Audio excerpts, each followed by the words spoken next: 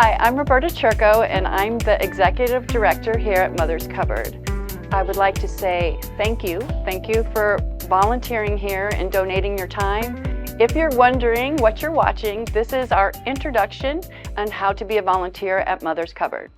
Well, food insecurity, believe it or not, is higher than it had been for a long time.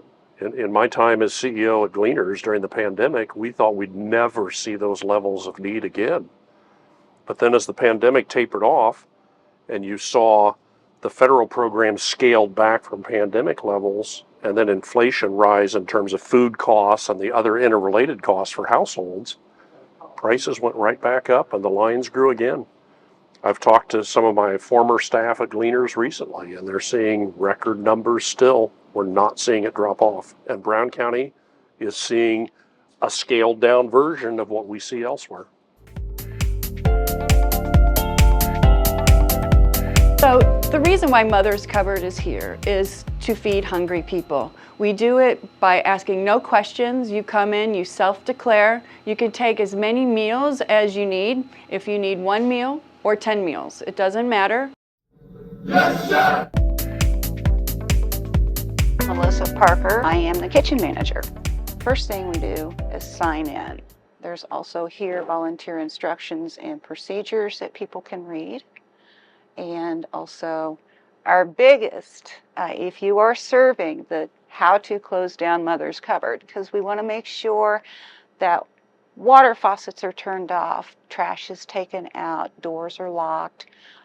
Make sure that if you've been cooking or had to heat something up on the stove for some reason, that all burners are turned off.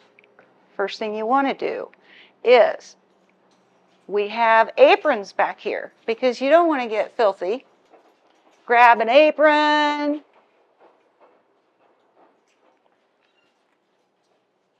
Put it on. Always try to wear an apron.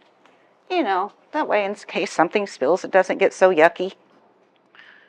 Then, hairnet. Unless you are wearing a ball cap, you can wear a ball cap. And for ladies who have long hair, they can pull their hair in a ponytail and wear a ball cap. Otherwise, we have this little beauty, the hairnet. And that's only if you are back here serving or cooking. And this is my little trick for getting on my hairnet.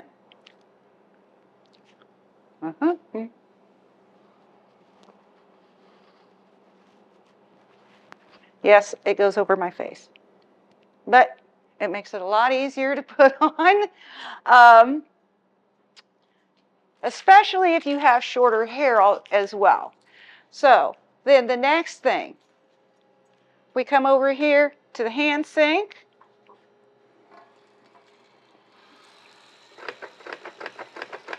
You want to wash your hands, and it's right here as well. But you always want to wash your hands a good 20 seconds. Now I'm kind of picky. I will still go on ahead and leave that water running. Dry my hands really well. The bad part about if you don't dry your hands really well is you go and try to put on a pair of those gloves right after, and your hands aren't completely dry. It's a pain. Then we have our gloves. We have them in extra large, medium, and large. So you go on ahead, put on a pair of gloves right here. And then we start with our procedures of whether we're cooking or serving. You're here making meals, or you're prepping something, raw vegetables to cook, or whatever. You always want to make sure you're wearing gloves. You also want to make sure, say, well, I need to use the restroom, so you got to take those gloves off and throw them away.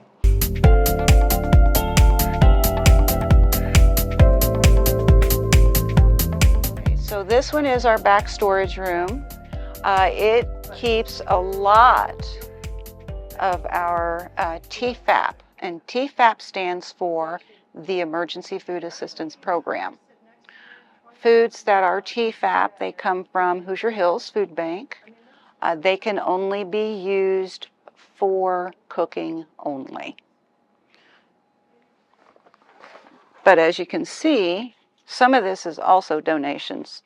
It's here recently with all of the huge amounts of donations that we've gotten.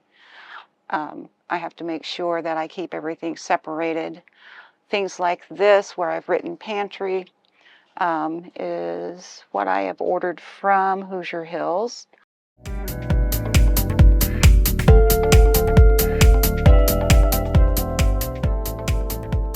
Depending on what you're doing, let's say right now we're getting ready to do our cooking shift.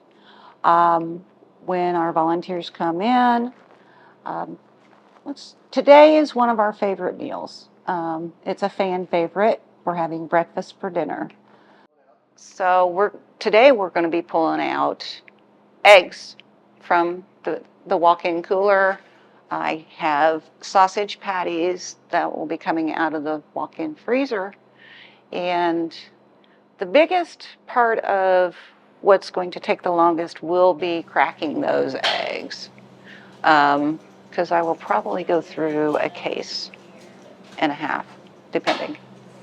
Making scrambled eggs, sausage patty, I have to look. Oh, fried potatoes. Gotta have fried potatoes.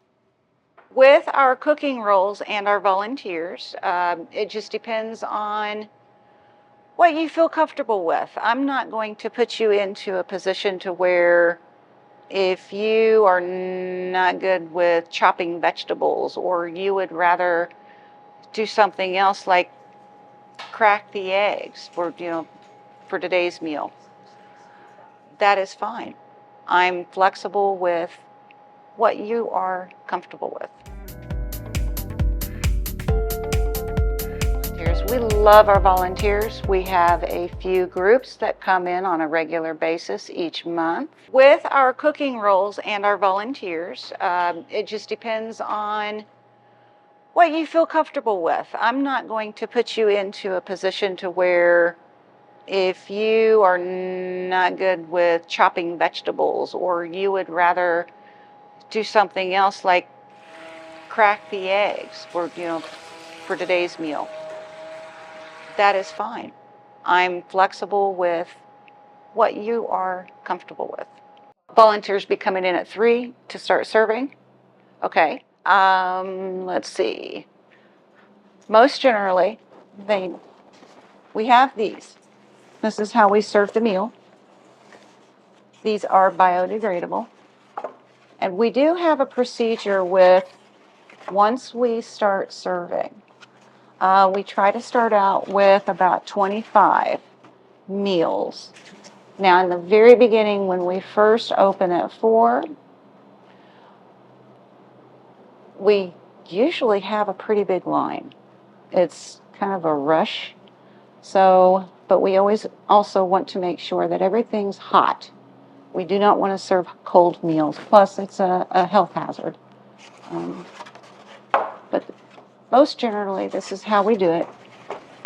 And we'll just kind of go down the line till we get about 25 to 30 trays out. Usually, we'll have the sausage patties and the eggs will be in the warmer that's right behind you there.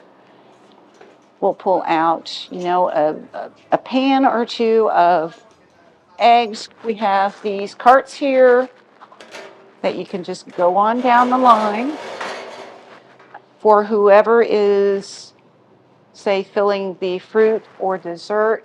Might actually do it from this side instead, since it's right there.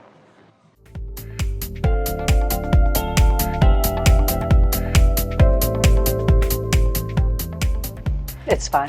I'm fortunate enough to serve on the board of directors and just serve volunteer serving meals. The serving meals is the most fun. I like being on the board of directors too, because you feel like you're helping to ensure the stability and longevity of the organization. So the Mother's Cupboard's here for years serving the community. But actually doing the serving is the most fun. Even if I'm just here doing the dishes, that's one of my specialties is the dishwasher. But I love the group of friends I work with. I love the staff here at Mother's Cupboard.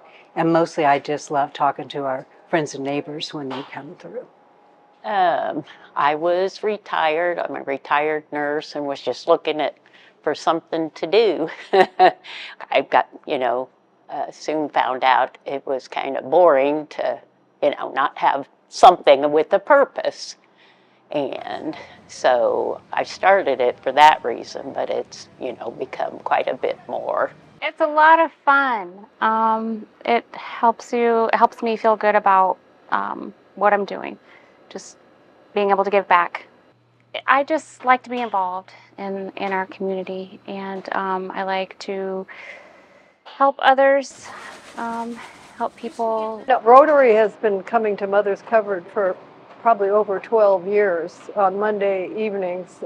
We started when they were at the old place up on 135, and we helped do some things to build this place, this building. Actually, we were responsible for the floor. I think it's good because of local groups, because they know the people. It helps to see what is going on in the community, and so I think that local connection is good.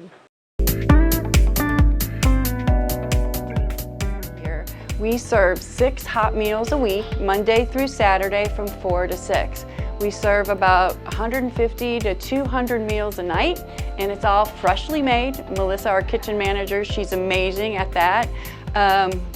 We have a free pantry where you can come in and get unlimited bread right now. We're back into the bread, so yay. And then we have pantry items that you can choose depending on the size of your family. So whoever works in the pantry, behind me, you will just pick out whatever they need, like corn, canned peas, whatever we have. It changes all the time, and you just bag them up for people.